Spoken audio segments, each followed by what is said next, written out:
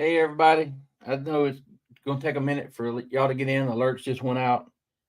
Um, Tonight, we got a special treat.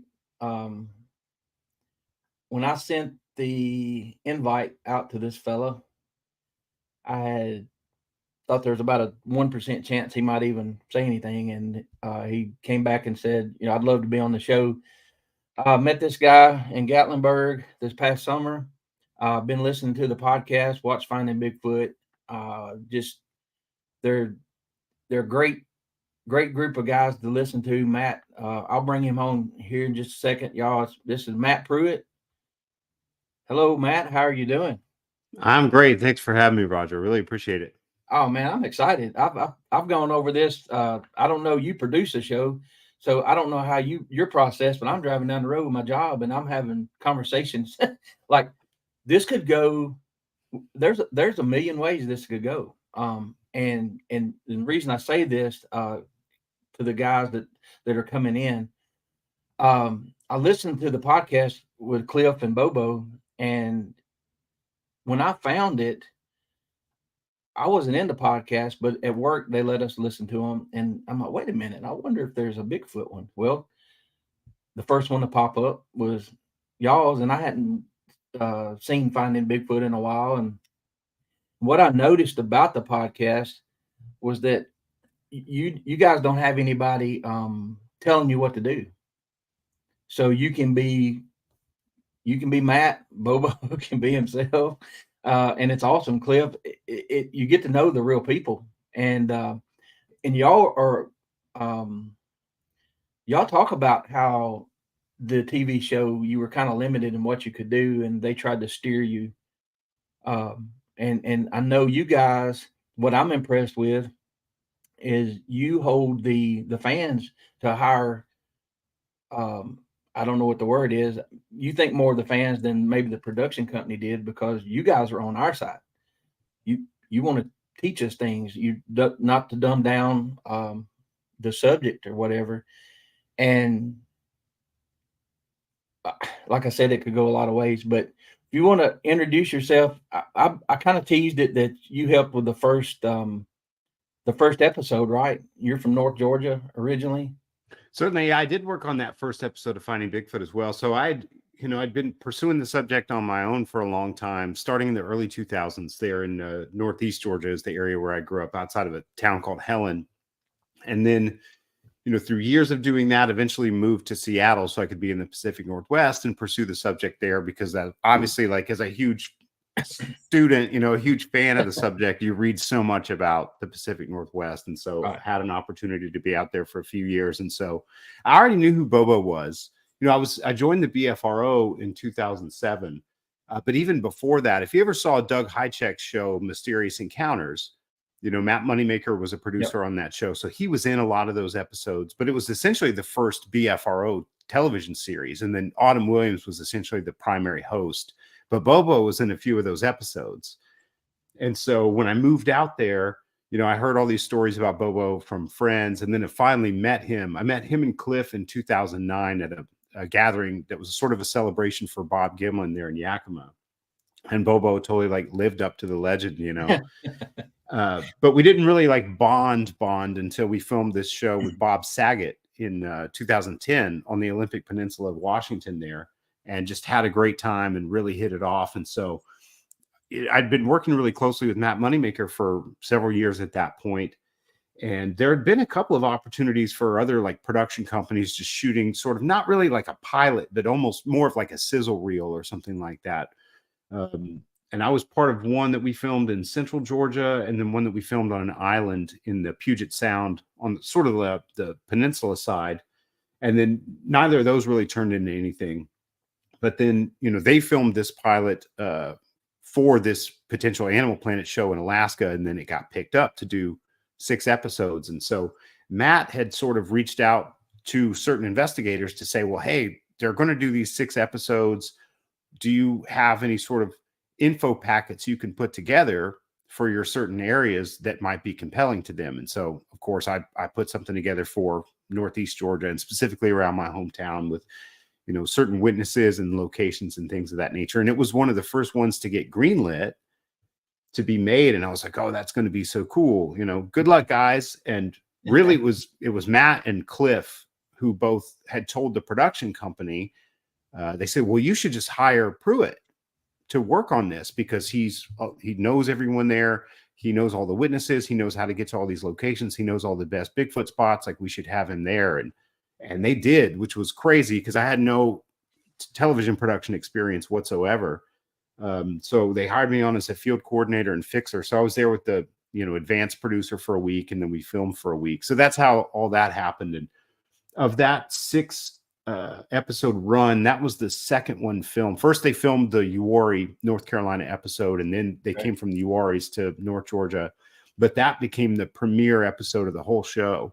And the funny thing is, like, that tagline from the intro where Moneymaker says, like, I do think there's a Squatch in these woods. Yeah. We're in the woods behind my mom's house, like 1.5 miles from the house I grew up in. Because I grew up on the edge of this wildlife conservation area. And so that's where we were doing that particular night, filming that night. And so it was amazing to see those, Cliff and Bobo have so much success with that show and it lasts so long. But yeah, we've always been like really close friends. And then I had, I played music when I was younger and did a lot of production and recording and engineering. And so when they said, hey, we want to do a podcast, would you want to produce and engineer it and edit it? It was like, oh yeah, that'd be great. And I think today's episode was episode 235. So we've been doing it a while now, which is pretty crazy. Well, when I first heard about it, I didn't listen to podcasts. I'd heard about that. And like I told you before, at work, they said, you guys can listen to whatever you want to, as long as you do your job. And I'm like, this young girl, she was like, hey, you can listen with me. Well, when I started searching, I didn't know what to search for. I had been on Spotify for the music or whatever. And I'm like, I know Bigfoot. There's not going to be a Bigfoot podcast, right? So you guys popped up, and I was like 2 or 3 a day trying to catch up. And all of these names and that I've heard and these serious researchers, but with the humor of and the dynamic of you guys and you. I didn't know your name, but like I said, I feel like I know a little bit about you because of listening to you guys interact. And so with this show here, I was thinking this is a little different because I kind of get to know my guest, and it's it's fun to do that. And I go in clean. I don't know that I react. I ask questions, but there are so many stories and that I could ask, but I know we don't have that much time. But the episode, if you've ever been to North Georgia, Northeast Georgia, Clayton, Helen, Georgia, up there, right now is a beautiful time of year to go. And if that was one of my first thoughts, driving through those hollows, like, oh man, and I didn't put the Finding Bigfoot episode together with it until you told the story. And then we talked about it in Gatlinburg, about the, I think it was a deputy sheriff that was friends of yours. Certainly. So yeah, I grew up with the officer who got the centerpiece of that episode, because every episode of Finding Bigfoot, they wanted some visual evidence. And that was sort of the hook that gets the team to come to town and then look into other stories. And so I grew up with the sheriff's deputy who got that, Georgia dash cam video. And he had actually called me right after it happened, before he had even gotten back to the station to watch to see if he had even captured it or not. Right. And so had permission to eventually, have a copy of that, because obviously there was no crime associated with it, or, it wasn't like an open investigation. So it's public domain via request. And so, of course, Animal Planet loved that aspect of it, or the production company loved that aspect of it. And so that sort of became the hook to get the team to come to Helen, Georgia, essentially. And, and the show was very entertaining, but to me, people like me that didn't grow up in the Pacific Northwest or around people that I could ask questions to, we had no resources at all in Southern Middle Tennessee. And so, the story about my son playing the sound. I heard it. It went from there. I actually learned a lot. I did realize it was a lot of entertainment, and you could tell that's what made it fun. And the way I look at, even with the podcast, doing this, I'm doing this for fun. I'm doing it to learn. So I take it seriously, but also if we can't have fun with it, why do it? And that's what I like about y'all on the podcast. Take it very seriously, but you can laugh at yourselves. And if I'm not mistaken, was that the first footprint that Cliff ever found? I don't know. I don't think it was the first footprint that Cliff had found or cast. Although Okay. I could be wrong if it was the first one he cast or not, but I don't think it was. But they were certainly some of the first to be, cast in well, maybe the first to be cast in that part of Southern Appalachia that I'm aware of. There's the famous Elkins Creek cast, which is from '92, if I'm not mistaken. But that's Central Georgia. It's hours south from North Georgia. Yeah. But no, to your earlier point, I mean, I had the same experience in that when I first started looking into this. I had an experience, heard sounds, couldn't reconcile it, heard then later on the internet Sasquatch sounds, including the Ohio Howl, and thought that sounds a lot like what we heard. But it was years of me just being on my own because there were really no other researchers in the Southeast. There were some in Florida, maybe, but the majority of it was in the Pacific Northwest. There were no organizations really in the Southeast at that time. I'd reached out to various people, had no response whatsoever. So I had the same experience where it's like I remember by the time I finally found another Sasquatch researcher, I probably just filibustered them with every Bigfoot thought I'd ever had, because it's like finally, how like when you're out in public and you're walking your dog and your dog sees another dog and they're like, hey, that's kind of how I was finally seeing another Sasquatch researcher. I totally understand that feeling because we had talked about this. The audience, they know Mike Bluler. I came from over there. I listened to his encounter on Bigfoot and Beyond with Cliff and Bobo. Had a oh crap moment about 3 times. I listened to it like 3 times in a row, but he gave his email out. I sent him an email. He sent me his phone number. We started talking. It was the exact same thing. First person I'd ever talked to that I knew had seen one. I'm 100 miles an hour. And he's like, hey, slow down, dude. And it was finally somebody that I can talk to. And it's amazing. I know you've made comments about social media.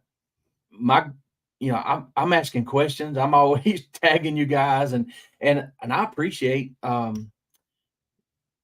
Cliff spent a few minutes answering a question I asked, and that's for somebody like me that I don't have anybody here in this county. Now I've had people since I told my story come to me and say, you've probably had this happen from Northeast Georgia, from all over. Hey, can I talk to you a minute? Thank you for telling your story. It makes what happened to me make sense, but please don't use my name because of my job. That's still going on. But now I've got these stories. I can tell the stories. I can't tell the names. But what it does, it confirms to me the timeline, that how close it was to me, or on the other side of the county, or maybe the county over. And it is amazing the amount of people that have had experiences. And because of shows like Finding Bigfoot, Monster Quest, all the others, it's normalized the subject to the point where we can talk about this. We'll have a few trolls and people that have their own opinions or whatever, and that's okay. But it's a lot different than it was 25 years ago. And I want to thank y'all and tell the guys, I want to thank them also, because it's helped people like me.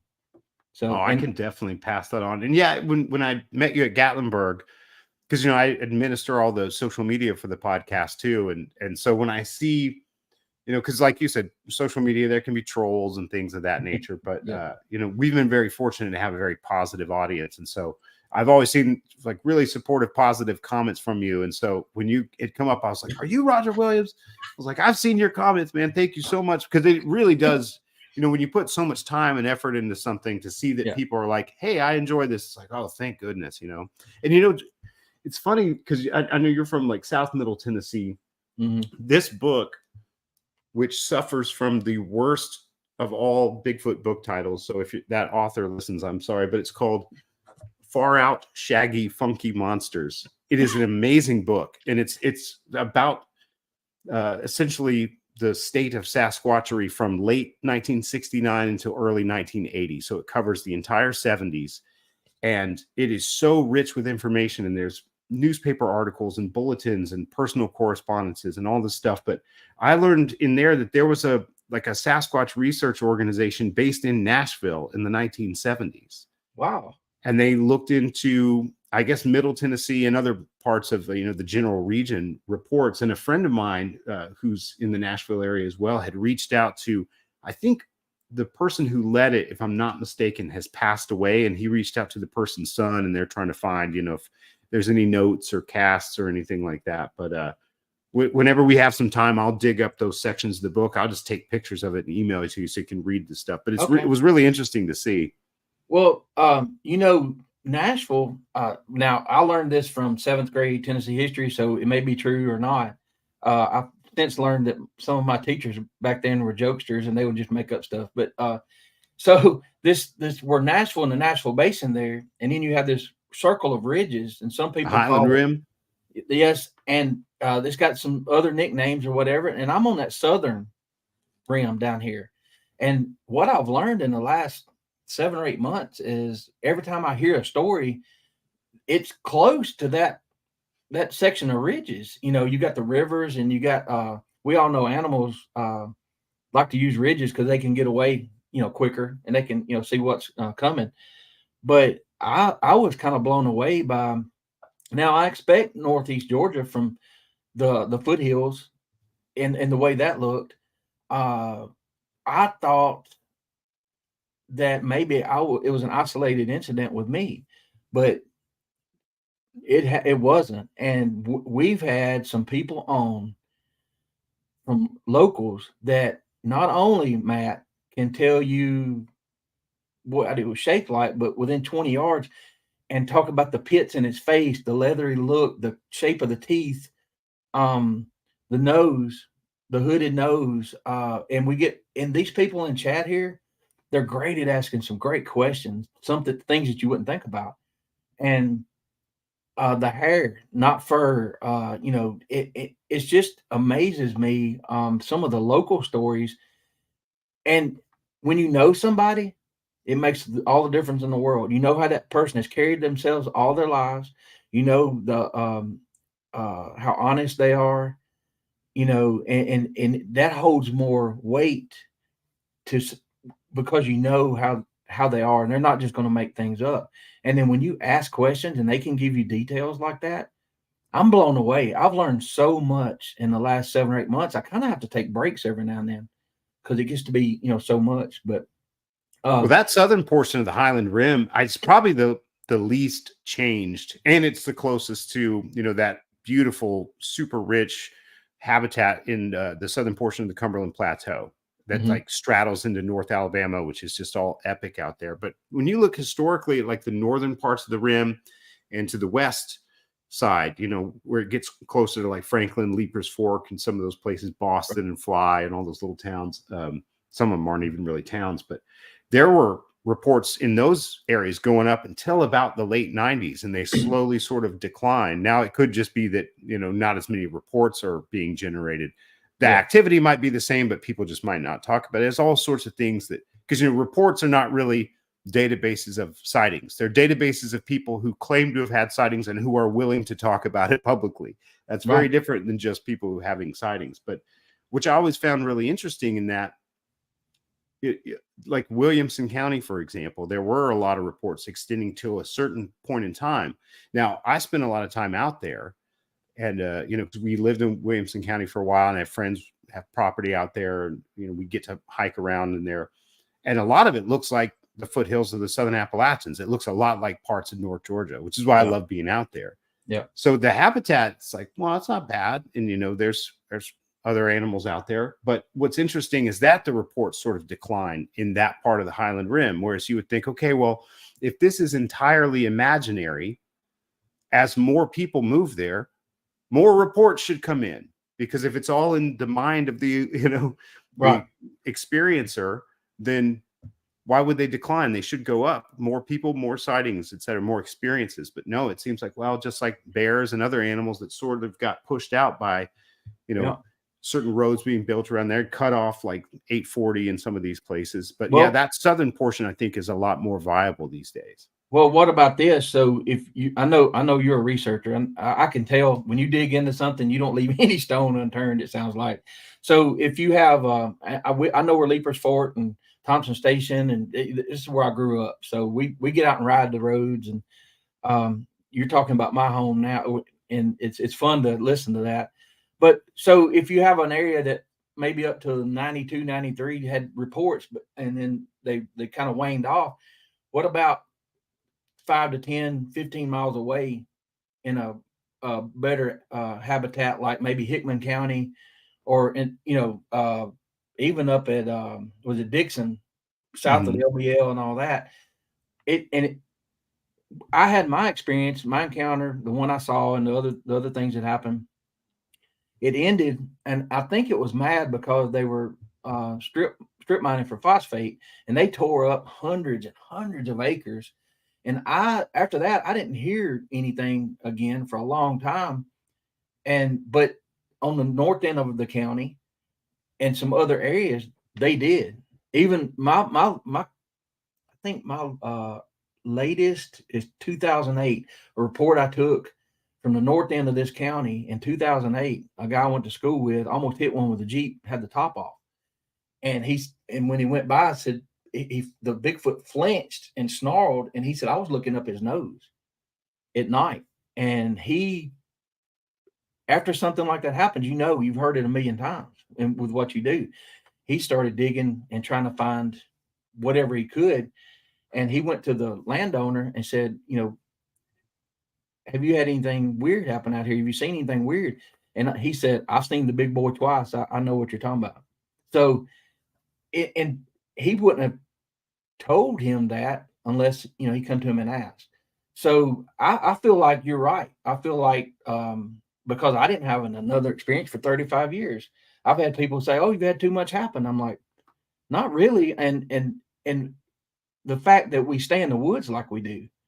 I had somebody ask me the other day, well, we've owned that land for all these years. We've never seen or heard anything like that. I said, yes, but have you been out there after midnight with a fire going, sitting around a fire at all? No. There you go.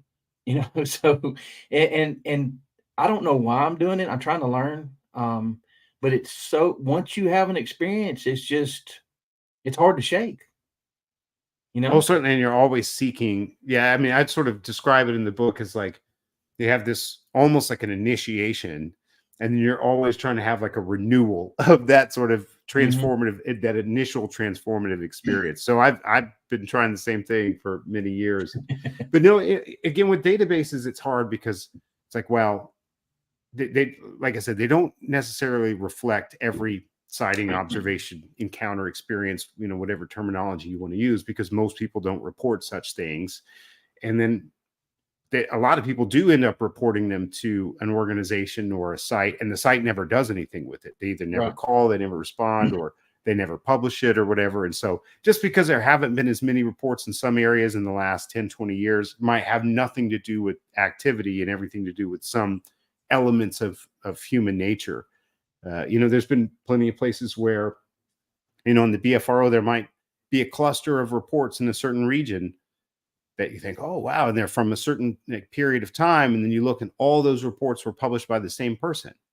Right. And then, maybe that person either left the organization or they stopped doing, Bigfoot research at all. But it's like, it's not that the activity spiked. It's that some investigator who was really dedicated called everyone back and put the feelers out and really sort of beat the bush to find witnesses, and then was willing to write up those reports and publish them as quickly as they could and do that work of bringing it to the public. And then when they stopped, no one stepped in their place to make those newer reports. So it's like there might be just as many newer reports that we just don't know about yet because no one's gone and investigated or published them.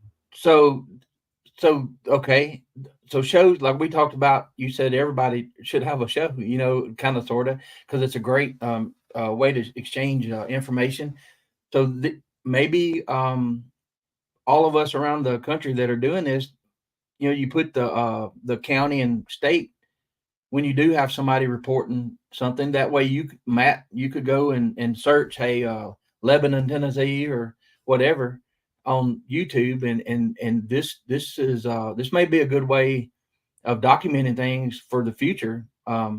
Because right now, I think somebody said, Roger, uh, somebody said you had a Bigfoot show, and I typed in Bigfoot, Tennessee, and it popped right up.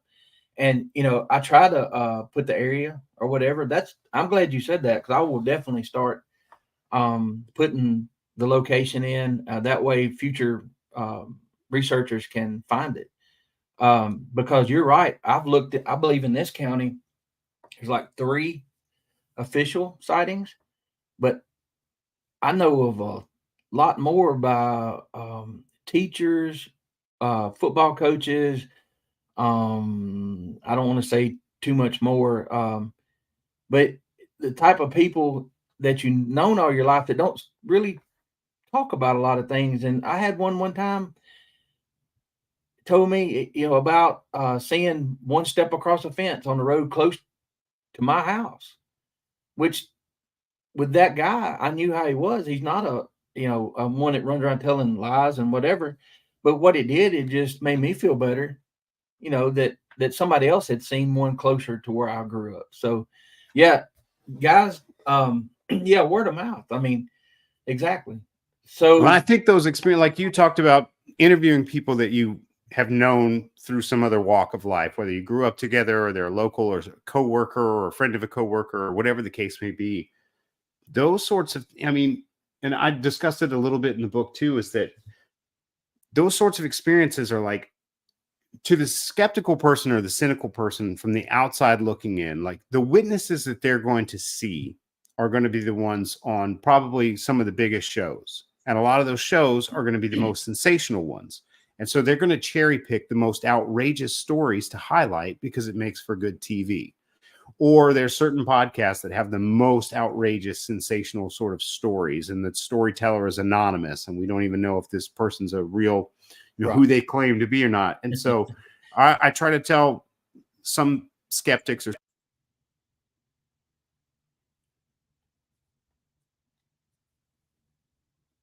Muted. now, can you hear me? There you go. I don't know why it said my browser had given me an error. Y'all, while he's doing that, I'm gonna go ahead and show this. Matt wrote a book, The Phenomenal Sasquatch, and they talk about it on the podcast. And I highly recommend this. This is Can not you a hear commercial me? for Matt, but if you wanna hear, and now when I'm reading it in your voice. It's because I've heard you talking on the show. Did we get you?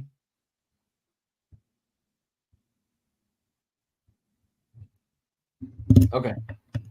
But y'all, I'll go ahead and what I did, I was Can you hear me? we can hear you. Yeah. We were in Gatlinburg, and I should have bought one from him there, but I forgot, and then I just ordered it off of Amazon. It's called the Phenomenal Sasquatch, and all you have to do is go to Amazon and search Matt Pruitt Bigfoot. It'll pop right up. So now I've got your audio again. I don't know what happened there. My browser totally freaked out. But no, I was saying, if I could track, because I missed whatever was said, but like people who are only seeing witnesses that are sort of on those sensational shows or those sort of sensational settings, like that's not a randomized enough sample set to make a determination. Like if you're running any other sort of scientific study or even like a social science sort of study, you have to have a sufficiently random sample. And you find when you go out in the world, whether it's people you're related to, people people you bump into at the store, people you run into wherever, and you ask enough, hey, you ever heard any good Bigfoot stories around here? And people go, oh yeah, my brother saw one, or heard a story. No, I've seen one. And it's like you end up getting such a large sample set that you think there's really something compelling to this, because there are so many people who claim to have had these encounters and observations. It's remarkable. Sorry about the technical Oh, area. you're good. And the best stories are from the people who don't watch podcasts, have never seen Finding Bigfoot. You know what I mean? And you know who those people are, and they're telling you things, and they're confirming some of the same elements of these stories that you hear from the credible witnesses. And for I've had that happen. I thought I walked in on an intervention down in Alabama. There was a family that was kin a little bit, and they lived up here in Giles County. You know where that's at, where Pulaski and all that. Well, in the South Giles County, back from the 40s, 50s, and 60s, this family, they didn't listen to podcasts or whatever, but they heard that I was doing one. They listened to one, and they came to this sort of a reunion. And I sat for 6 hours, Matt, and listened to stories, and they didn't know what to call it back then. So the term Bigfoot was what, late 50s. So this whole family called these things the big monkeys, and the behavior, they had to change, they had to adjust their lives to these things because Oh, wow. they were living in the same area, and it was South Giles County, Tarpley Shop Road, and that's not that those are not documented, and this is a whole hollow full of people, not just the family. And I'm listening to these stories, and the guy that lived at this place that we're visiting, he's family, and they said, "Have you ever seen anything?" He said, "No." Well, after everybody left, he was like, "Hey, when they all leave, I need to talk to you." I thought, "Uh-oh, okay, I've seen this before." We sat for another hour, and he's told me where he was deer hunting, and he saw this thing on all fours, thought it was a bull coming at him, and then um it surprised him. They both surprised each other. Just all of these stories, Matt, where like even with hunting dogs, they knew if they released the hunting dogs and they came back within a minute with their tails tucked, they were going to hunting somewhere else because these big monkeys were there. Oh, But if the wow. That's dogs awesome. if the dogs stayed in 4 or 5 minutes, they didn't hear anything out of them, they would get their shotguns, go rabbit hunting or quail hunting or whatever. And it, I was just amazed because these people hadn't been tainted by my show or something on the internet, and you could tell it by the terms that they didn't and did use, right? So that was one of the most amazing days that I've had in a while. And I said, can I tell these stories? And I got threatened. You can tell the stories, but if you mention any names, you might go missing. I'm like, yes, sir. But those But things are so important to record, because if those hadn't made their way to you, they'd get lost to time. You know what I mean? yeah, Because they're never going to get associated with the Sasquatch subject in any way. It'll just be family stories about some strange things, and no one will ever know about it. And and who when they knows how die many out, are out there? and the stories die with the family as they go. But yeah, I thought I was in trouble. I thought they were fixing to have a meeting, and it was a lot of older people, and um, it lines up with a story I heard about Giles County years ago about there was something seen. Maybe it killed some livestock, and the guys got together and they were going hunting, and then the sheriff and all hey, y'all kind of chill out a little bit. We don't need people out here shooting each other. And um, I heard that story when I was probably a young teenager from a guy that was from Pulaski. Now hearing this just confirms that, yeah, there was something going on over here, and it's 15 miles from here. So That's awesome. it's amazing. And there you go again. I keep because you guys do what you do and have done what you do, and then me doing this. Now I know these stories, and maybe I should write those down. I mean, but I may do a show where I just do some of the stories that I've heard in the last 6 months, and get that down. So yeah, it's amazing, guys. I was telling them, Matt, I was telling them about your book. I was there was my first conference. I didn't know what to expect. I was meeting all these people. Everybody was so nice. Did you see my son look at me when you said, "Hey, wait, are you Roger?" He looked at me, like, what the crap? And I think I had a look too, like, yeah, how'd you know? I got But a real good memory. I've got a good memory for names and faces. And so, yeah, like, although it is funny because I did run into someone else there that we had met each other many years ago, but we both looked quite different. And so I was like, oh, he'd picked up Bigfoot in Georgia. And I was like, oh, you're going to love that book. And he's like, oh, I bought a cabin in Georgia for the Bigfoot stuff. And I was like, oh, really? Whereabouts? He's like, North Georgia. He said, I met this researcher years ago who told me it was an active spot. And I was like, who? And he was like, a guy named Matt Pruitt. And I was like, that's me, and then he told me his name, and we had both, it had been some years, but I'm pretty good with names. So when you came up, I was like, are you Roger Williams? So yeah, I'm sure the look on my face was like, what the crap, because of that. Look, everybody was so nice. I met, Brian King Sharp had, I went on stage, and actually what was cool, Cliff went on next, and what I got from him, I was scared. And RPG, Cliff, they were giving me advice. And when I got up there, the crowd kind of just faded away. I told my story, came off the stage, and you can see my son was in backstage and he was filming. And you can see Cliff seemed to be genuinely happy that I didn't fall off the stage and kill myself or something. You know what I mean? He's like, good job, and that means a lot because I don't put anybody on a pedestal or anything like that, but I do have a soft spot for y'all because of what you pointed me down the path to learn to where to go, what and it's just I always have that, but I appreciate that very much, and I'll definitely pass that on to Cliff and Bobo because yeah, it's their show. You know what I mean? yeah, but and I what's just cool, keep it between the ditches. no, most of the time, but Most of what the time. yeah, I'll kind of gush here a little bit. Yeah, y'all, Matt has a second part to that North Georgia story, and I always hear this. Yeah, but they found a suit, and two guys admitted to hoaxing that. But you told the second part of that story, I believe, on Bigfoot and Beyond, right? About the Helen, Georgia, about the sheriff. Is that something you can share? The follow up. Well, it was just an interesting series of events, essentially. So, like I said, I grew up with the officer. He called me the night it happened. It was May 15th of 2009. And he said, I might have just seen one, and I might have even gotten it on my dash cam. I'm on my way to the station now to see. And so I was pretty over the moon because I knew this guy really well. And Yeah. And he had a civilian ride along with him, and she saw it too. And at the time, it was in a proprietary file format that only law enforcement officers could use. So he actually tried sending me the file, and it wouldn't open. And then he tried like burning the file to DVD and snail mailing it because I was living in Seattle at the time.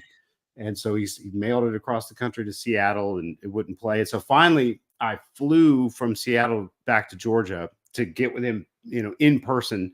And by that time, so that was in May. I think when I came back out there, it was either late July or early August, somewhere thereabouts. And so with that much time, of course, in my mind, the video is just, better than the PG film. Like I just Right. imagined all these possibilities. And so, of course, when I finally saw it, it was like, oh, that's a little kind of a bummer because you really only see it from the waist down. It's definitely something on two legs. So it's either a person or, a man-like animal, a Sasquatch, essentially. And so I really had his description and the civilian ride-along's description as she's describing it in the video, but I wasn't given access. I wasn't allowed to speak to her. Her name wasn't part of like the public record or anything. And so that was just sort of that. So we had gone to the site. In the interim, some friends of mine went and took measurements, like how tall was the guardrail that it runs in front of, and there's the 4-strand barbed wire fence down there that it must have crossed because they saw it on the other side of that fence when they stopped, and he shined his light down there. And so just got all the information we could and just thought, well, we'll never know because the video is so low resolution. You'll never know how tall it is because you really only see it from the waist down because it's so jet black that it just blends in with the night. Even though you try to enhance the video, it's such a low resolution camera that you just cannot see where the head or shoulders are. Well, something you just said, Matt, I don't want to interrupt you here, but that was a very important piece of information for the hunters in the group. If it was a guy in a suit, you just said he was over a 4-foot barbed wire fence. Have you ever tried to cross a fence with just overalls on? Well, see, that's the interesting thing is that so, you can see in the video, because it's on YouTube, there's sort of a curve and there's a small gravel drive that goes off the curve, and then the thing runs in front of the edge of the guardrail, and just because the car is going 55 or whatever, it's Right. only in view for a very short period of time because the car is also moving. And so the officer immediately turned the car around, turned on the blue lights, pulled right back to that spot, and turns on the light. Is there anybody down there? And in the full clip, which is probably online, I mean, I have the whole clip, but it's like 9 minutes long or something. But he's basically like, "Do you see anything? Can you?" And she's like, "Yes." First, she's like, "No, yes." And she can see it. So he's like walking over there and yelling, "Logan County Sheriff's Department, identify yourself," and hand on his weapon and all this kind of stuff. And then he gets back in the car and he's like, he's like, "I couldn't really see too much." And she's like, "It was right there and it was going back and forth and back and forth and back and forth." And so they're like, "Well, it's gone, it's over," whatever it was. So he calls me like, "Oh, I've got this thing," and goes back to the station. And it was actually a point of conversation for an extended time after that. One of the other, I'm going to try to be sensitive. I don't know how many of these people still work there or not, although it has been several years, obviously. There was another individual there who claimed he'd had a sighting years before. So he was very interested and he was very sort of sympathetic to my friend, the officer. It was like, "Oh, let me see this." Like, "Oh, no, I'm not going to laugh at you." But most of the other people, it became a joke.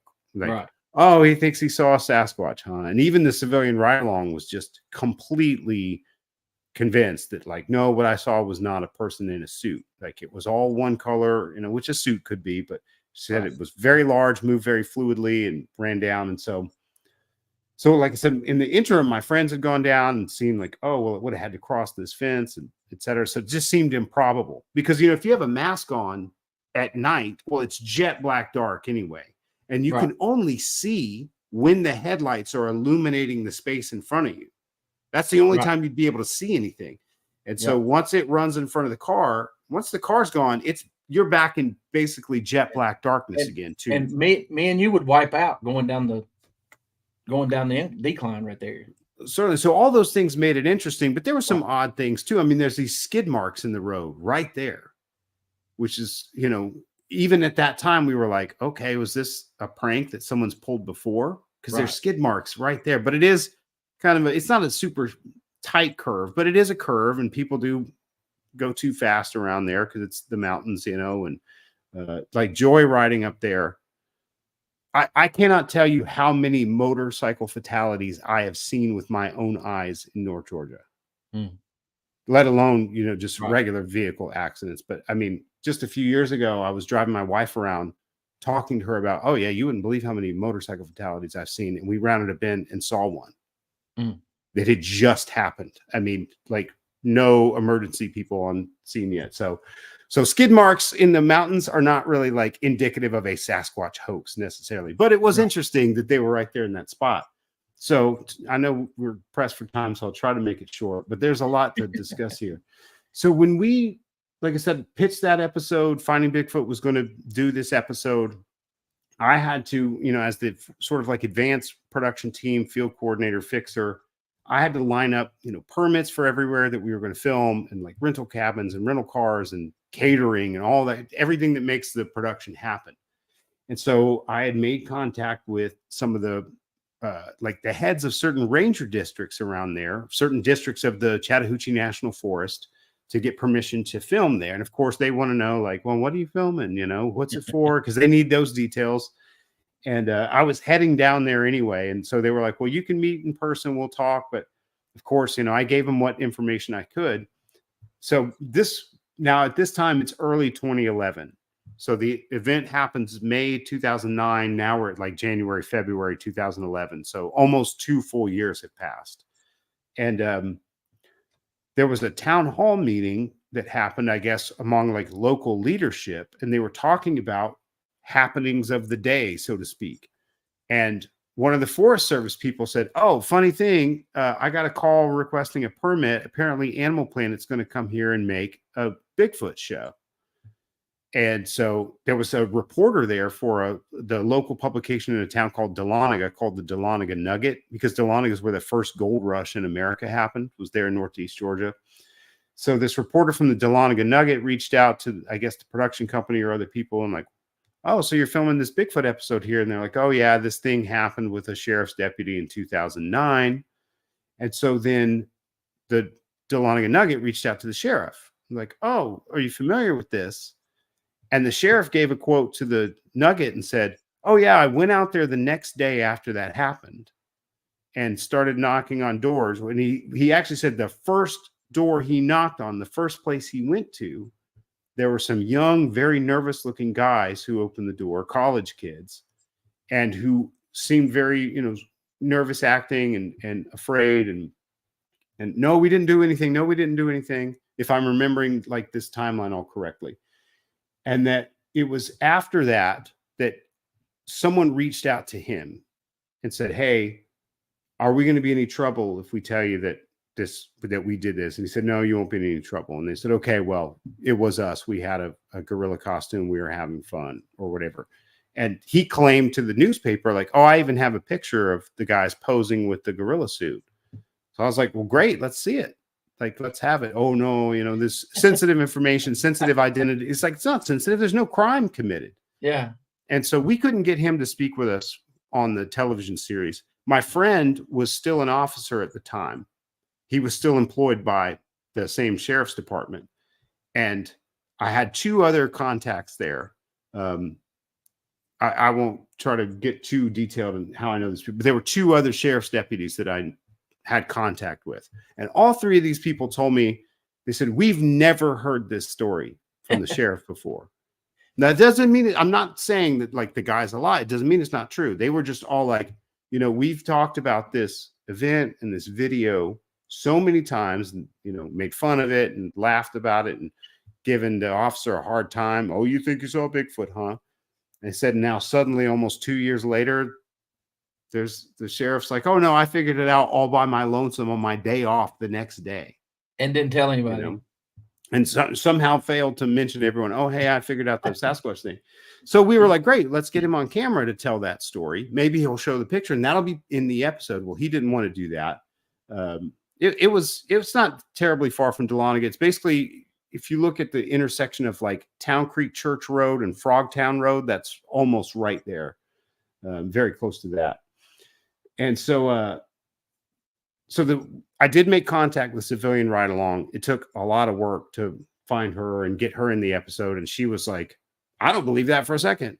I believe what I saw was a living, breathing animal." And she was pretty direct on camera in those interviews about how she felt about that statement. But anyway, we didn't get to interview the sheriff, unfortunately. And, did the recreation with Bobo, where he had Bobo running in front of a car going 55 miles an hour, multiple takes. And then a couple of years later, 2017, I was asked to do an episode of a show called Strange Evidence, and they wanted to cover that story. And I was like, okay, yeah, I'd be happy to talk about it. And I got my friend who's the officer. He's on camera in that, because by that time, he was already out of that department. Was like, "Oh, yeah, I'll talk about it on camera now." At the time, he was like, "No, man, I'm not. I already get enough grief about this as it is." But so it was with a British production company, a British crew, very friendly folks. And so they came down and I stayed in Dahlonega and we filmed. And they were like, "Oh, we're doing an interview with the sheriff too." And I was like, "Great, can I be there?" And they were like, "No, we don't think that's a good idea, And I was like, "Okay, well, can I submit some questions for you to ask?" And they were like, "Oh, we'll consider it." And I was like, "Okay, ask him, how often does he spend his days off investigating incidents where no crime occurred? Like, is that a frequent thing? Because that was Friday, May 15th, and the sheriff was like, we confirmed, like, he was basically off that Saturday. And I had a number of questions like, where are these boys? Blah, blah, blah. Oh, to backtrack, when we filmed there for Finding Bigfoot, there's properties on either side of the road. There's like a little small trailer that's closest to where the thing crossed. And then a little further down, there's a couple of pastures and there's a bigger home. And we knew we were going to be parking vehicles in these people's yards or driveways, or that we would at least need to. And so I went and got permission, from them. Hey, can we park our vehicles here? We're going to be staying there. Here's what we're doing, by the way, just so you know. It's kind of weird when a whole caravan of vehicles shows up and people with cameras, And so, and I had asked, like, well, how long have you lived here? Have there ever been any renters here? Do you rent out to like young college kids? And they're like, oh, no, nothing of that nature. And the same, they were both like sort of older couples who had lived there for a number of years, especially the big house. And so, well, that whole episode of Finding Bigfoot is on YouTube. I think it's called Bigfoot Crossing in Georgia, if I'm not mistaken. But if you just look up Finding Bigfoot episode 1, that entire episode is on YouTube. Yeah. And if you just look up Deputy Bigfoot keywords Georgia, North Georgia, that the video will pop up. So go ahead. Yeah, but if you watch the Finding Bigfoot episode, you can see Bobo run in front of a car, which is pretty funny. But so then when we filmed this thing for Strange Evidence, I was like, ask him what side of the road was this house on? Ask him for the picture of the boys with the gorilla suit. Because even at the time when he made that claim in the Dahlonega Nugget, I just went to Google and image searched anything that looked like that and saved like the first 20 results. And that way, if he produced one of those, I could be like, You got that off Google, man. Like I have that same, and I know where you got it from. Because I was wanted to see if he would produce something unique that you could tell was not just from an image online. And so I don't think they asked him any of the questions that I want to ask him. But in the Strange Evidence episode, what he claims is that when he goes to the boy's house, they're standing in the yard with the suit in the yard laughing about it. And the suit's laying out in the grass, essentially. And that they all have a big laugh about it, and then they hold it up and pose for pictures with him. So it's two wildly different stories, because one of the variations of the first story that I'd heard was that the call he had received was from one of the boy's fathers saying, is my boy in trouble? And like, no, your boy's not in trouble because there was no crime committed. And he's like, all right, well, he did it. Here's the picture. Now, in this version of the story, it's not scared college kids knocking the door, answering the door, denying it, reaching out to him later in the week. Now it's like they're partying in the yard with the thing in the grass, and it's right there in front of them, and they're having a big laugh about it. So I was like, well, you would remember whether or not the thing was in the yard, because again, the Nugget story is less than 2 years later. It's like a year and a half later. And then this Strange Evidence story is, we filmed that in June of 2017. So 8 years later. So like your memory wouldn't just, oh yeah, here's how it really, it's a bizarre thing. So we'll never know, but two very wildly different stories. And the easiest answer to that, I worked at the sheriff's department right out of high school for a couple of years, dispatcher, jailer, and riding with the guys. And they don't want unwanted publicity.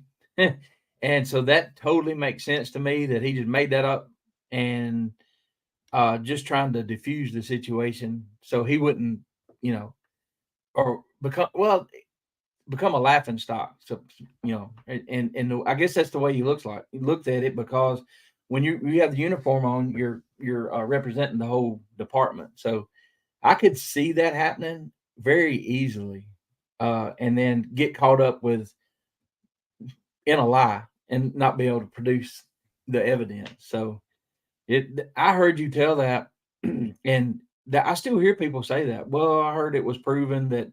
Well, no, it really wasn't proven. There are different versions out there, and I appreciate you guys, like with the podcast and people that are listening.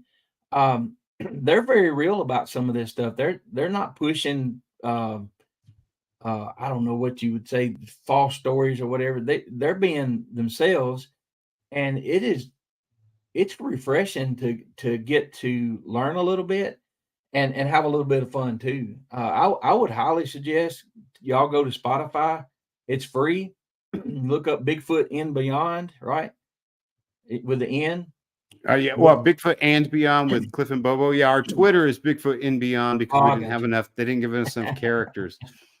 But and go listen to the free episodes. There's enough to keep you busy.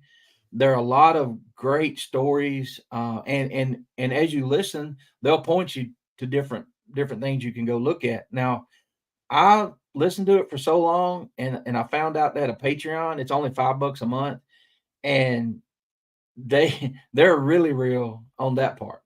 And the story time with Bobo, I love the disclaimer. I believe it's your voice before. Yeah, I do the whole song and everything. Did you? Yes. Yeah, I saw you on another podcast that you're a musician, and that was another point. I think you brought up. I haven't finished your book yet. It's obvious I hadn't finished it all, but you were bringing up about people who are creative musicians and stuff like that. And I'm a type of person. I'm not great at anything. I do a little bit of everything: writing, drawing, have my guitar in the other room over here, and I don't know if it's something, what ties that together, but I've noticed that a lot myself, where people are creative. But well, people, in the big 5 personality traits, they're distributed very differently across people, and that's basically a scientific fact. I mean, the big 5 have borne out under scientific scrutiny and are amenable to scientific testing and analysis. But one of the traits is openness, and that tends to be sort of the creativity dimension. And I think that people who are high in openness or higher in openness are, obviously more open to new ideas, but they also have there's more permeability in their categorical boundaries, let's say. And so, people really low in openness, very rigid, very resistant to new ideas. And then things fit into strict boxes where it's like, hey, if it's not this, it's wrong. Whereas the more open you are, the more you can see that, like, oh, well, this is sort of like that. They have these things in common. And so I can see the analogy between these two things and see connections. And so the idea of like another undiscovered animal in North America isn't as easily rejected, by people who are lower in openness. They're more apt to reject things of that nature. Whereas highly open people, I think, they're able to see the connections and put together those things that seem disparate but are connected, and it makes sense to them. And they're more, for lack of a better word, open to the idea, and therefore open to explore the possibility, pursue it in the field. And those things lead to more experiences, which lead to more opening of the sort of mind, so to speak. So, and then with that open mind, you talk about in the book about some of the older civilizations, and everybody has a story. Everybody has a legend about something similar. And even some of them talk about stepping in between maybe dimensions or whatever word you used, and that's that amazes me too. I drove from here to from Tennessee to Skinwalker Ranch just out of curiosity because we were going to Wyoming. So, hey, if we take a detour, we can go through there. And but here's the thing. So we got a friend that he uses this, but so you have the Roger 5 seconds before the sighting, then you have the Roger 5 seconds after the sighting. If that thing is real, what else is real that we've been told that is not? So yes, with that open mind and that willingness to learn, you don't believe everything you see or read. Because I found people that that have seen these things or had a lot of experiences are some of the most critical, and they watch out for the BS, and it kind of offends people. It does me sometimes when you have somebody hoaxing, because it just makes it harder on us, and but there's that element that's always going to be there, that people seeking attention or whatever. And I love talking to the ones that keep it on the down low. I don't want to come on your show, but check this out, and I love stories like that. And I can retell the story and not, tell the names or whatever. And you build a trust with people. And that's I bet that was one of the hardest things of your job with the TV show, was going into somewhere and saying, hey, I'm Matt. We're going to do a TV show about Bigfoot. And you had to get some like laughs and rejections that's probably unreal. Well, I was never a TV guy, so I'd been doing Sasquatch research for so long already and had been so publicly involved and, investigations and then public speaking and media appearances and things like that, once, because, I only did that specific role for 2 episodes of Finding Bigfoot. I helped out on some other ones with like lining up witnesses and things, but the actual like professional function of being a field coordinator fixer did for 2 episodes. But like with the Georgia one, for example, when I came in, the guy who was the head of this one particular district, he was actually from Arkansas, which I didn't realize at first. So when I walked in, he was like, I thought Sasquatch was only in the Ouachitas. And I was like, hey, what are you talking about, buddy? And then he was like, I don't know about all this. And so I just sort of, not so subtly, he had these maps on the wall, just started rattling off, like, without even having to look, like the names of like ridges, creeks, streams, gaps, all these places that, and he was like, oh, you're a real local. And I was like, yes, like I know this place like the back of my hand. I've spent so much time out here. Like I promise you this is going to be respectful. We're going to be respectful. There's no one's going to make a mess of anything. And so his district, I'm sure you've driven around like where there's national forest, and a lot of places they'll, especially in the mountains, they'll gate roads during the winter because the roads freeze and thaw. And Right. if people rut them up, I mean, it just tears them to hell and it takes forever to repair them. And so he gave me a master key to all those gates. No way. Because it was wintertime, Yeah. And so he was like, go wherever you want, just be safe and enjoy yourself. And Wow. so, man, because we only filmed a couple of days in there, but my friend Tyler had come out from Washington and we spent so much time. We were like the only people behind, like 15 miles behind a lock gate. It was amazing, But so in those instances, that's what I've kind of had to do, is like at least establish to some degree that like, no, I take this seriously. And, I know what I'm talking about to some degree. And that kind of shuts down the laughs a bit. But in the early days, yeah, like I used to go around these businesses in my hometown, whether they were outfitters or they sold like hunting equipment, outdoor clothes, ammunition, rifles, whatever the case may be, anywhere that I thought outdoors people would go.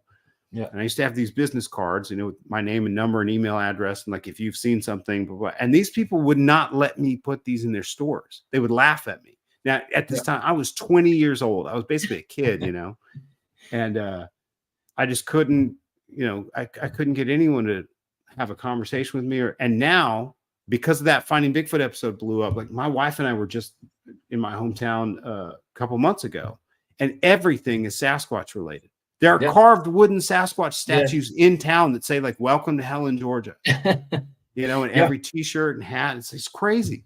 And when I think of Helen, we found it by accident. I saw it on Facebook, but we had watched, when COVID happened and the movies were terrible, right? And this movie we rented was called Blue Ridge. And so we're looking at it, and I got this habit of Googling like where something was filmed. And so I'm like, man, that was this time last year in Northeast Georgia, Clayton, Georgia, all up in there. And we just went one day, and I think it was early November, and it's Helen, Georgia. Where have I heard that before? It was a Facebook post, and we drove in there, and I saw the buildings and the German type, designs, and like I know this place, and it is so it's so beautiful there that time of year. And we sat along the Chattahoochee River, which in my mind was huge because I never had, the only time I ever heard of it was an Alan Jackson song. And we sat there in that park along the river, and they had the Christmas decorations up there in the park, and it was a very nice place. We'll visit again. But I want to ask you something. I know you've done some research and you've been all over. Where we don't, I can go as long as you want to. I know we said an hour, but this will be the last one. Where has been your favorite place to go research? My favorite has to be Western North Carolina, that part of the Southern Appalachians. I've had some of the best experiences there. I mean, I loved being in the Northwest. And then there's been other parts of the country that I've been fortunate enough to spend time in. But if I could if someone said, you've got to spend all the rest of your life only researching one little region, like Western North Carolina, hands down. That's awesome. And you've been part of some research groups, right? Oh, certainly. So yeah, I've done a lot of research in like the Area X, and that's Southeast Oklahoma, the Washouts, which is amazing. It's epic out there too. But just Western North Carolina, because where I grew up is right in sort of it's Southern Appalachia, Northeast Georgia mountains, but it is sort of not really the foothills, but it's kind of between the foothills and the mountains. You know what I mean? So right. Western North Carolina looks like where I grew up on steroids. And it's only like, you go another hour north from where I grew up, and just the mountains get taller and steeper, and the rhododendron gets thicker, and the creeks get wilder, and the bears get bigger. And it's like, it's not far, and it's the same kind of habitat from where I grew up, but it's just more exaggerated. Like if you've ever seen, those scenes from like The Last of the Mohicans, that's filmed in Western North Carolina. Like people see those landscapes and they assume it's some other more dramatic part of the country. It's like, no, that's what it looks like out there. It's incredible. It's amazing. I've been like Maggie Valley and up Blue Ridge Parkway and all that. And I'm going to tell y'all, I thought I was in the mountains of East Tennessee and all that. But when we got on the Blue Ridge Parkway, running about 3,000, 3,500, 4,000 feet up and curving around. And that is that drive. It's incredible. It's just amazing. But when you come off of there, you better have some good tires.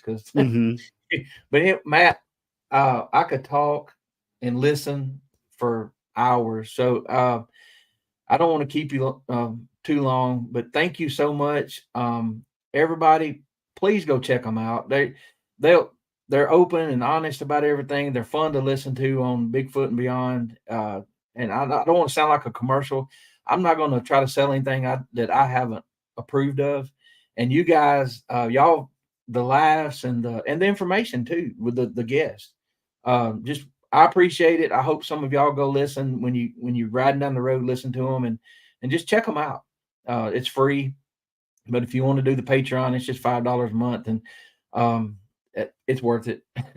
Thank you. I'm so glad to hear that you enjoy it. It's so much fun to make, and their audience is amazing, and it's been great to be a part of. And so I really appreciate that. And I'd love to hear what you think about the book when you're finished with that too. I think you'll dig it. Well, the thing is, I'll have to get my dictionary out, because it's one of those things where, if I don't understand the word, you have to look at it. It's not a lot of that, but I enjoy it, because I appreciate that you didn't dumb it down, that you stood your ground, you did it your way, and you understand there are a whole lot more educated people than me doing this, and it's just it's a, what do you call it, a refreshing change, because you watch some of the movies, that and it's just, I don't know who they're made for, but the people that I've met in the past 6 or 8 months, they're highly intelligent people. They're the woodsmen. They're the ladies that go out and do their research. They live with these things. And sometimes I hear people with PhDs kind of talking down about people like that. And I'm thinking, no, don't do that. You're burning a bridge that's leading to the exact thing you're seeking. Don't do that. If you offend these people, they're never going to share with you. So, yeah, but anyway, that would be my rant if we're on. But Matt, thank you, sir. Glad to have you in Tennessee. It's a beautiful area that you live in there. It sounds like I know exactly where the area you are. So, but thank you. I know the guests, you've got a lot of good positive comments here, and I appreciate that. And thanks for having me. And let's do it again. Reach out anytime. You got my contact info there. So always great catching up with you. So thank you for having me.